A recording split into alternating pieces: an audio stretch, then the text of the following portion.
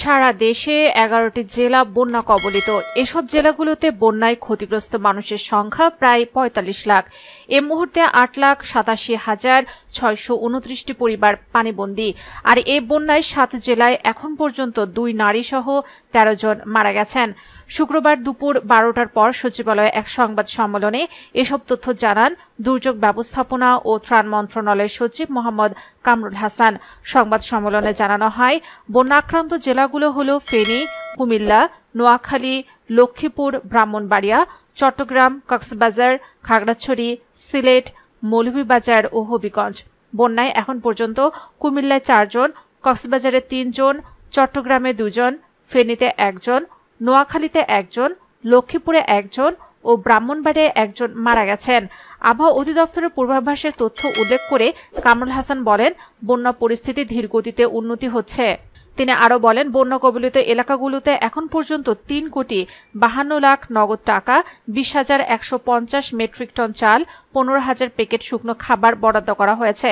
কামরুল হাসান বলেন, বন্যা কবলিত এলাকায় সেনাবাহিনী, নৌবাহিনী, কোস্টগার্ড, বিজিবি, ফায়ার সার্ভিস, পুলিশের সদস্য ও বৈষম্য বিরোধী ছাত্র আন্দোলনের শিক্ষার্থীরা উদ্ধার কাজ চালাচ্ছেন। বন্যা দুর্গত জেলা ফেনীতে ৯০% মোবাইল নেটওয়ার্কের টাওয়ার কাজ করছে না। শুক্রবার সকালে বাংলাদেশ টেলিকমিউনিকেশন রেগুলেটরি কমিশন এ তথ্য জানিয়েছে। বিআরটিসির ইঞ্জিনিয়ারিং অ্যান্ড অপারেশন বিভাগের মহাপরিচালক ব্রিগেডিয়ার জেনারেল কাজী মুস্তাফিজুর রহমান জানান, শুক্রবার সকাল ৯টা পর্যন্ত হালনাগাদ করা তথ্য অনুযায়ী বন্যা দুর্গত ১২ জেলায় ১৪% মোবাইল টাওয়ার কাজ করছে না। এসব জেলায় ১২,২৫০টির মধ্যে ১,৮০৭টি টাওয়ার অচল হয়ে পড়েছে। সচল রয়েছে ১০,৪৪৩টি টাওয়ার। সবচেয়ে বেশি মোবাইল টাওয়ার অচল অবস্থায় রয়েছে ফেনী ও নোয়াখালী জেলায়। এদিকে তিস্তাসহ ভারতের সঙ্গে বাংলাদেশের যে অভিন্ন নদীগুলো রয়েছে সেগুলোতে নিজেদের অধিকারের বিষয়ে দেশটির সরকারের সঙ্গে অন্তর্বর্তীকালীন সরকার আলোচনা করবে বলে জানিয়েছে পরিবেশ ও পানি উপদেষ্টা সৈয়দ রিজওয়ানা হাসান। তিনি বলেন, তিস্তাপাড়ের মানুষের মতামত নিয়ে এ বিষয়ে কাজ শুরু করা হবে। উপদেষ্টা রিজওয়ানা হাসান বলেন, পশ্চিমবঙ্গের মুখ্যমন্ত্রী মমতা বন্দ্যোপাধ্যায় যেভাবে নিজের দেশের মানুষের কথা চিন্তা করছেন, তিস্তা প্রকল্প নিয়ে আমরাও আমাদের মানুষের কথা ভেবে পরবর্তী সিদ্ধান্তে যাব।